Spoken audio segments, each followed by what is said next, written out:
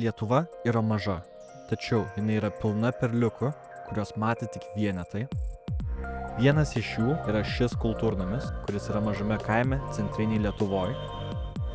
Į šį monstrą bandžiau patekti 5 kartus ir visi buvo nesėkmingi, bet prieš kelias savaitės atsirado galimybė tenais papulti. Viduje jūs pasitiks didžiulę salę, kurioje galite pasikabinti drabužius bei pasigrožėti žibintais ir galimybę paliesti žolę. Urban Decay yra angliškas išsireiškimas tam, ką matote. Natūraliai pūvantis pastatas, vieta, kur augalai perima žmonijos turtą. Tokių objektų Lietuvoje surasti sunku, kadangi juos greičiau vandalizuoja, nei jie spėja patapti tokiais. Toliau kultūros namai tampa ilgiausiais koridoriais, pilni administracinių patalpų bei vidinių kiemų. Sunku suprasti, kaip viskas taip gražiai apaugo. Dėl to sugrįžome, kuomet lyja.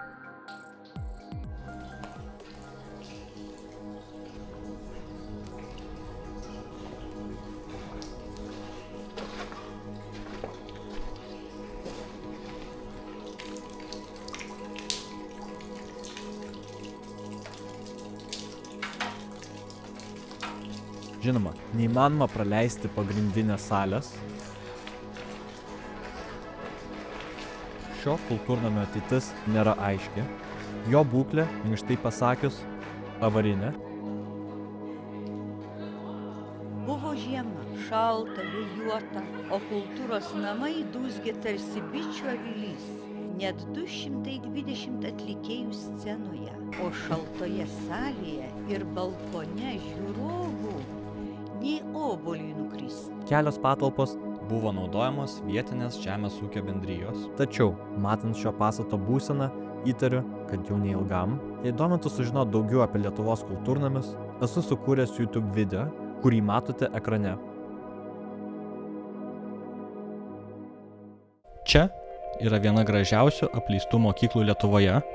Kad išsiaiškinti, kodėl jinai tokia, reikia grįžti į pradžią.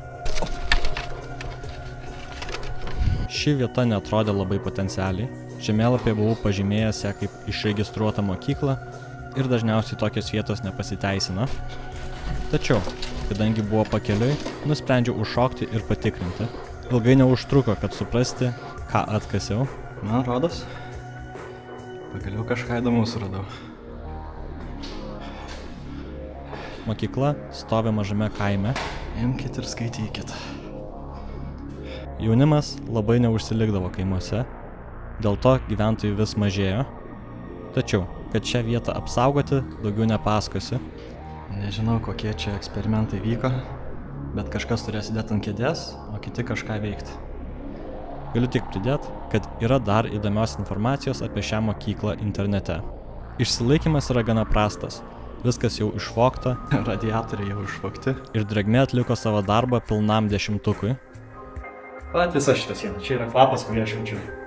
Visi gali įsivaizduoti. Po to, kai praeini tuščią mokyklą, pamatyti va šitai. Retai randu apleistą vietą, kuri turi ne tik išlaikytą klasę, bet ir labai gražiai supelyjusi. Išliko tokia autentiškumo ir apleistumo harmonija. Tavo vienas inkstas. Vienas atsidaro, kitas jau yra atidarytas. Pusė jo parduota.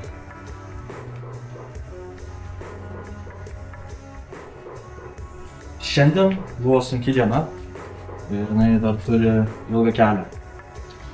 Bet tiesiog pažiūrėk aš į...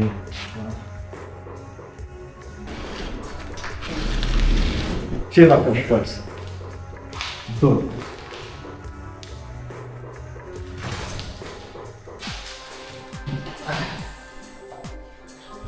Aš jaučiu, kaip šita kėdė tiesiog įlinko į vidų.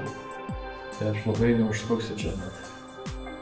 Aš esu piratas, aš įdeginau šitą CD diską. Olegas iš 1 aukšto rekomenduoja apsilankyti šioje vietoje. Bet taip pat 2. 10 iš 10 už kūrybą. Priimu.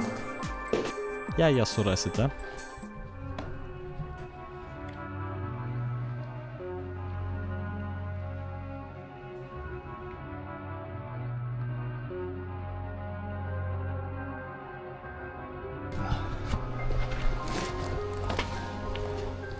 Apleistos mokyklos Lietuvoje nėra retas reiškinys. Ir čia bus dar 2. Pradėsime nuo pirmos mokyklos Šiaurės Lietuvoje, pastatyta 36 metais, tai buvo 6 klasių mokykla. Jinai iš išorės atrodo gana įspūdingai, bet iš galo matomai suniokota. Viduje yra tuščia, galima tik tais pasigražėti senos statybos architektūrą, bet išliko truputis praeities, kaip šie stalai. Tokie tie stalai.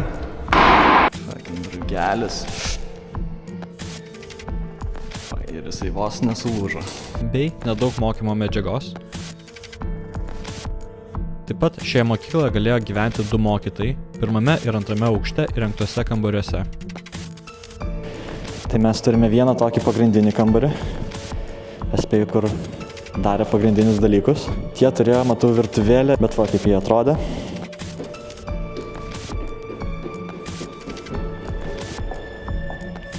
Kita mokykla šiam epizodui jau atšventė kelis šimtmečius, bet dabar jau nebenaudojama.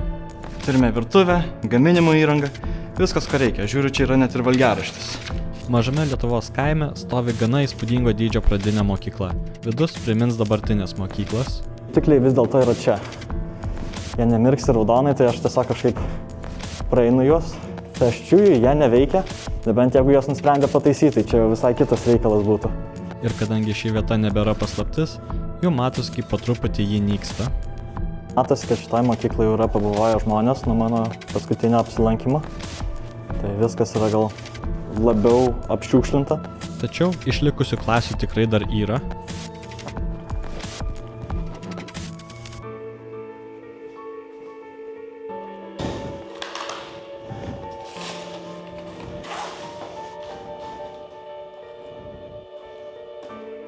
Pabaigai sporto salė.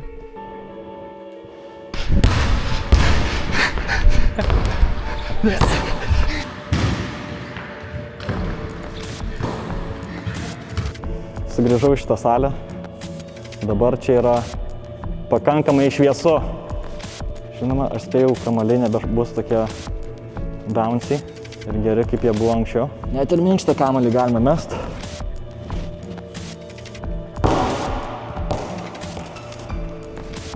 Nepavyko.